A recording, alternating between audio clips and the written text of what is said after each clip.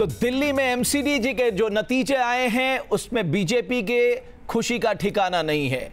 आपके दुख के क्या कहने, और कांग्रेस में इस्तीफा देने की पेशकश का खेल जारी है। स्वराज इंडिया को संतोष है इस चुनाव में, और बाकी राजनीतिक दल कहीं दूर दूर तक नहीं दिखाई दिए। बीएसपी को जरूर एक सीट मिली है, लेकिन एमसीडी का यह चुनाव क्या संकेत देता है, खासकर भारतीय जनता पार्टी के लिए, और आम आदमी पार्टी को क्या सबक देता है? कांग्रेस रिवाइवल मोड में कम आएगी? ऐसे तमाम सवालों पे हम चर्चा करेंगे, लेकिन सबसे पहले इस रिपोर्ट पे नजर डाल लेते हैं।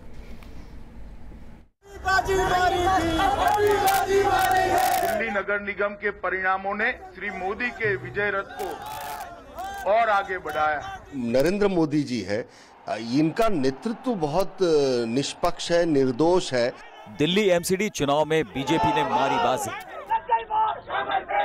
लगातार तीसरी बार एमसीडी में खिला कमल। पिछले महीने यूपी उत्तराखंड में बीजेपी ने जीत का जो इतिहास रचा, उसका असर दिल्ली एमसीडी चुनाव में भी साफ नजर आ रहा है। एमसीडी की करीब 2/3 सीटों पर कमल खिला है, और इस महाजीत के बाद एक बार फिर मोदी और अमित शाह की जोड़ी की जय जय हो रही है।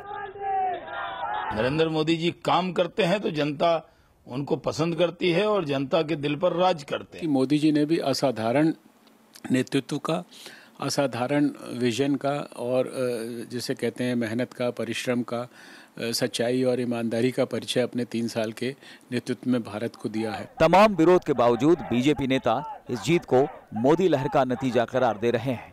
वहीं आम आदमी पार्टी ईवीएम को ढाल बनाकर डैमेज कंट्रोल में जुटी है। ये मोदी लहर नहीं है जिसको भाजपा चिल्ला रही है, ये ईवीएम की लहर है। जिस तरह का डिफरेंस सामने आया है वो बिल्कुल भी यकीन नहीं करने लायक है।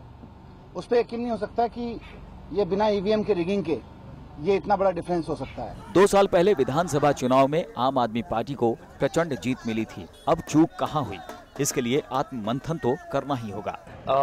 हमें लोगों ने वोट नहीं दिया, ये एक सच्चाई है। कमियां जरूर रही होंगी, जिनको दूर करने की जरूरत है उन्हें दूर भी करेंगे।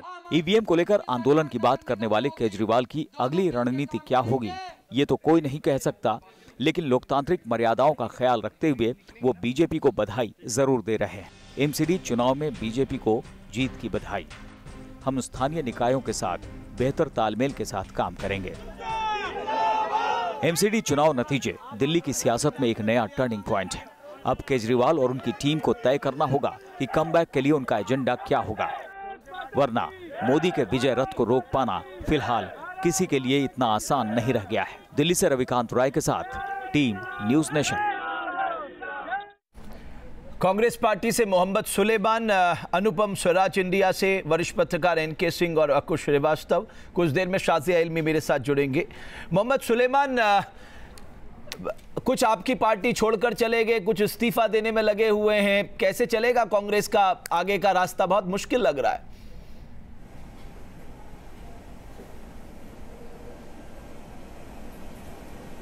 देखिए, आज तो रमेश बात असल ये है कि सबसे पहले तो हम भारतीय जनता पार्टी को बधाई देंगे, शुभकामनाएं देंगे।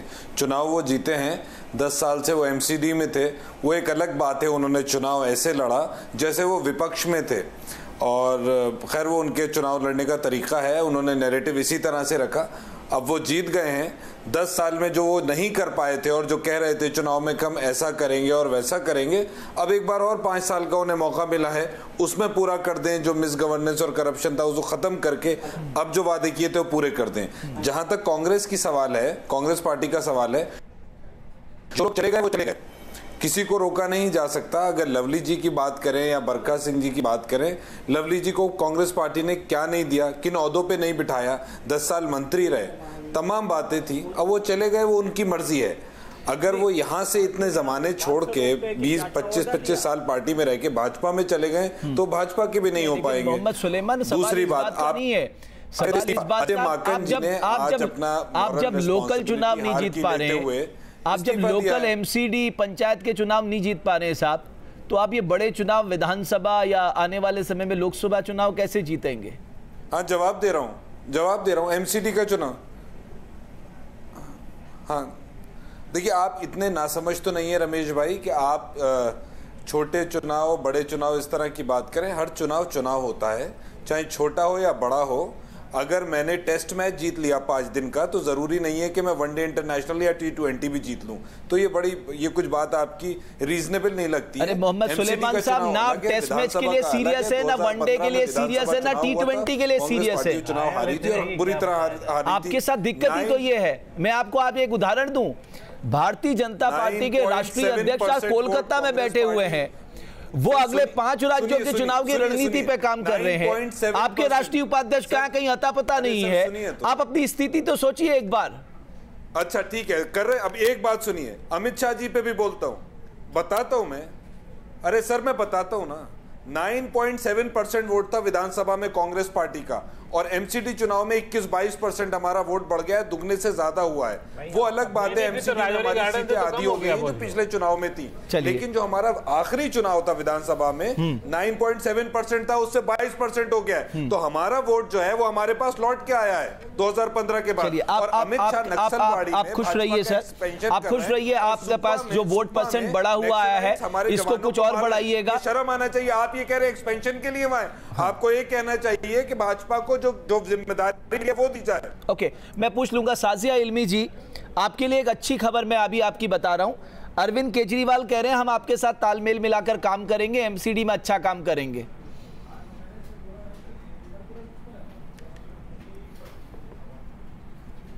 चलिए, बहुत अच्छी बात है और इसी तरह की उम्मीद भी हमको है कि मिलकर सब लोग, अगर अलग अलग पार्टियां अलग अलग एजेंसीज पर हों, जैसे कि एमसीडी में अभी भाजपा है और आम आदमी पार्टी दिल्ली सरकार में है और केंद्र सरकार में, तो मिलकर ही काम हो सकता है ना। उन्हीं दिल्ली वालों विधायक बनाए हैं आम आदमी पार्टी को, उन्हीं दिल्ली वालों ने एमपी बनाया है भाजपा वालों को, और उन्हीं दिल्ली वालों ने बहुत सारे पार्षद भाजपा को दिए हैं। तो क्या उन्हीं दिल्ली वालों के खातिर सब लोग मिलकर काम नहीं कर सकते? हर वक्त क्या तकरार, लड़ाई, हर एक एजेंसी से झगड़ा, हर वक्त तकरार क्या जरूरी है? ये सबसे बड़ा साजिया दी, वही तो मैं कह रहा हूँ, क्या दिल्ली वालों के खातिर आप अरविंद केजरीवाल के साथ मिलकर काम नहीं कर सकते? लेफ्टिनेंट गवर्नर हो, चाहे वो एसीबी हो, वो तो अरविंद केजरीवाल को काम करना है ना, वो काम करना नहीं जानते। उनका तो है काम ना जाने ईवीएम टेढ़ा, वो तो अरविंद जी का मंत्र है। काम तो भाजपा कर ही रही है अच्छे से, तभी तो लोग उनको वोट दे रहे हैं। काम करना तो अरविंद नहीं जानते, वो भागते रहते हैं। और अगर वो काम करते हैं तो दिल्ली का काम करते हैं गोवा से, वो दिल्ली का काम करते हैं गुजरात से, वो दिल्ली का काम करते हैं पंजाब से, वो दिल्ली का काम करते हैं बैंगलोर से, वो दिल्ली का काम करते हैं फिनलैंड से, वो दिल्ली का काम करते हैं ब्राजील से। तो वो दिल्ली के लिए दिल्ली में रहकर काम करें ना। इसका कतई ये मतलब नहीं है कि वो आपकी ईंट से ईंट नहीं बजाएंगे, क्योंकि इस बयान में उन्होंने कोई संशोधन अब तक नहीं किया। के पैसे, अपने फर्स्ट क्लास के पैसे नहीं। तो आपने सवाल पूछा तो मैंने जवाब दिया। हमने तो पहला जवाब आपको यही दिया कि मिलकर ही काम करना है, कोई इसके अलावा कोई रास्ता ही नहीं है। और अरविंद केजरीवाल समझ रहे हैं कि हर वक्त लड़ाई झगड़ा करना, हर वक्त कॉन्फ्रंटेशन, हर वक्त तकरार कब तक चलेगा? ओके, आपको श्रीवास्तव साहब जो साजिया कह रही हैं, क्योंकि साजिया बेहतर समझ सकती है अरविंद केजरीवाल को, ये तो रही है वहां पर आम आदमी पार्टी में। क्या अरविंद केजरीवाल को ये समझ में आ रहा है कि जो उनका वो कॉन्फ्रंटेशन मोड में जो रहते थे वो जनता को नागवार गुजरा है? साहब, एक गुस्सा ये भी है सबसे बड़ा। देखिए, हो सकता है अरविंद केजरीवाल अभी वो व्यक्त नहीं कर रहे हों, लेकिन उनके साथियों ने जिस तरीके से उस गुस्से का इजहार करना शुरू कर दिया है, अरविंद केजरीवाल आज नहीं तो कल मजबूर होंगे और वो धीरे से ये कहेंगे साहब हमारे यहाँ इतना लोकतंत्र है कि कोई भी कुछ भी कह सकता है। चाहे वो भगवंत मान ने उनको खरी खोटी सुना दी, और सबसे ज़्यादा महत्वपूर्ण तो उनके जो साथी गुप्ता जी थे, उन्होंने जो चिट्ठी लिख करके कहा है उसमें तो ना जाने क्या कह दिया है कि साहब आप एरोगेंट हो गए हैं, आप शासन चलाना नहीं जानते हैं, आपका मतलब जिस तरीके की भाषा उस समय इस्तेमाल की गई है वो बहुत ही डैमेजिंग है अरविंद के लिए। और अरविंद अभी भी नहीं चेते तो कब चेतेंगे? मुझे लगता है चेतेंगे, थोड़ा और एक आध नुकसान होगा उनका, लेकिन वो कहेंगे कि हाँ भाई फिर हम लोग मिल के बैठते हैं। और उसमें कितने लोग उनके साथ आ पाते हैं, रह पाते हैं, ये ओके। एनके सिंह साहब, कम से कम अब तो मुझे लगता है आम आदमी पार्टी को दिल्ली में ही केवल फोकस रहना चाहिए, जो मिशन विस्तार है कुछ समय के लिए रोक देना चाहिए। आपके लिहाज से जरूरी क्या है, दिल्ली या बाकी जगह? नहीं, देखिए रमेश, अगर अस्तित्व बचाना है इस फिनोमेनन का, पॉलिटिकल पार्टी का, तो इनको अपने को री इन्वेंट करना पड़ेगा, रीडिजाइन करना पड़ेगा पूरा इनके पॉलिटिक्स को। और अरविंद अगर ये नहीं समझते हैं तो ये सिर्फ नहीं, ये पॉलिटिकल ऑब्लिवियन में चले जाएंगे और ये खत्म हो जाएंगे। ये पॉलिटिकल पार्टी खत्म होने की स्थिति में है और लगभग ऑबिचुअरी लिखने की स्थिति इस पॉलिटिकल पार्टी की बन गई है।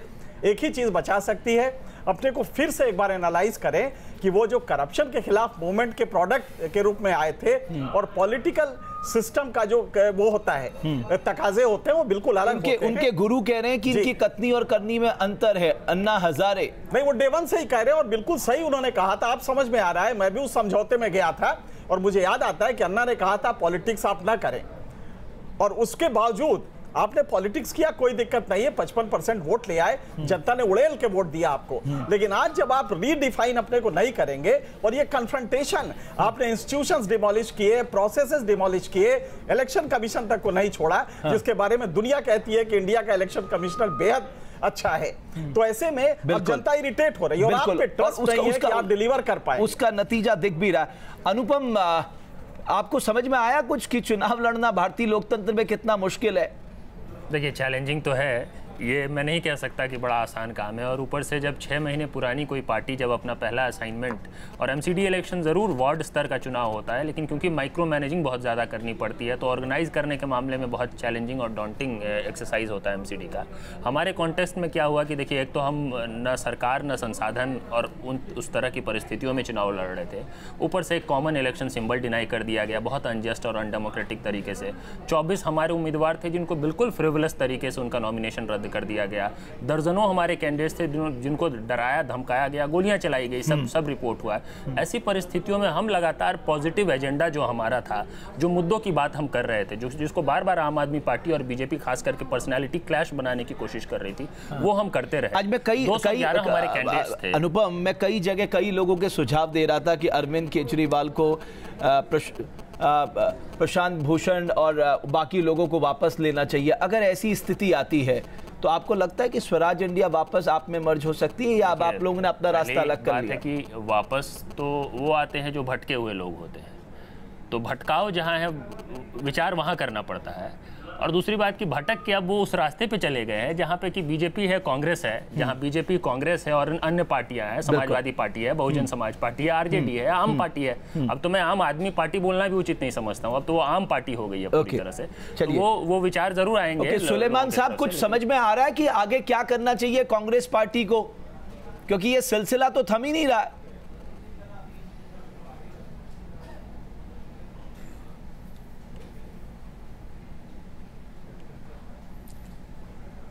अभी 5 स्टेट्स में रमेश भाई चुनाव हुए थे। पंजाब में हमने थंपिंग मेजॉरिटी हमारी आई है, यूपी और उत्तराखंड में बीजेपी की आई है, गोवा में हम सबसे बड़ी पार्टी थे, हम सरकार नहीं बना पाए। मणिपुर में 15 साल सरकार चलाने के बाद हम 2 सीटें दूर थे मेजॉरिटी से। वो बीजेपी ने गोवा और मणिपुर में क्या किया वो सब जानते हैं। तो 3 जगह हम सबसे बड़ी पार्टी बने थे 5 स्टेट्स में।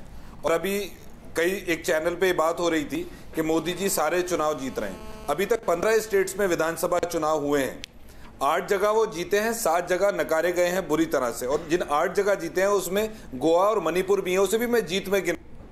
और महाराष्ट्र कश्मीर का हम हालत जानते ही हैं क्या है।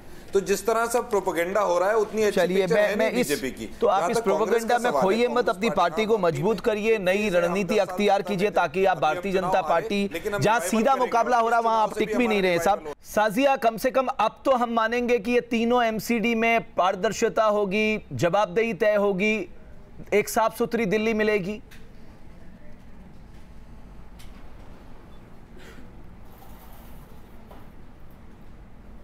जी, आपकी आवाज़ मेरे पास पूरी तरह से नहीं आ रही है, लेकिन मैं इतना ज़रूर कहूँगी, आपने एमसीडी और जिम्मेदारी की बात की, तो एक बहुत बड़ी जिम्मेदारी है, ये एक बहुत बड़ी चुनौती है। और आपने सुना मनोज तिवारी जी को भी आज बात करते हुए, इसको पूरी गंभीरता के साथ और पूरी विनम्रता के साथ हम स्वीकारते हैं। हमें एक नए चेहरों के साथ, एक बिल्कुल नया एक एजेंडा के साथ और ऐसे पार्षदों के साथ जिनकी निगरानी पूरी तरह से ऊपर से नीचे तक है, इसके साथ हम आगे बढ़ रहे हैं। इसके साथ साथ मैं आपको बताना भी चाहती हूँ कि कोई किसी की गारंटी नहीं ले सकता। जो ह्यूमन करप्शन या जो इंसानी करप्शन की जो स्कोप होती है, गुंजाइश होती है एक लेवल पर, निचले लेवल पर, वो रास्तों को हटाना बहुत ज़रूरी है। इसलिए पूरी तरह से ई गवर्नेंस हो और वन स्टॉप जो विंडोज होती हैं चीज़ों के लिए, और उसकी मॉनिटरिंग भी ज़रूरी है। इसके तहत 3-4 टास्क फोर्स होंगी जो लगातार इसे मॉनिटर करेंगी। तो अगर कोई पार्षद करना भी चाहे कुछ गड़बड़ या घोटाला या कुछ नाइंसाफी या भेदभाव, तो उसको वो करने में सक्षम नहीं होगा। चलिए, क्योंकि इस तरह से मॉडल तैयार चलिए आप करप्शन फ्री एमसीडी बना दीजिए, वही लोगों के लिए सबसे बड़ा तोहफा होगा, क्योंकि करप्शन सबसे बड़ा रोड़ा है इस समय सर्विस डिलीवरी के मामले में। आप सारे मेहमानों का बहुत बहुत शुक्रिया इस चर्चा में जुड़ने के लिए। तो बीजेपी के लिए अच्छी खबर, आपके लिए बुरी खबर, और कांग्रेस को इस्तीफे के खेल से बाहर निकलकर आगे की रणनीति पर विचार करना होगा। बहुत बहुत शुक्रिया आप सभी का।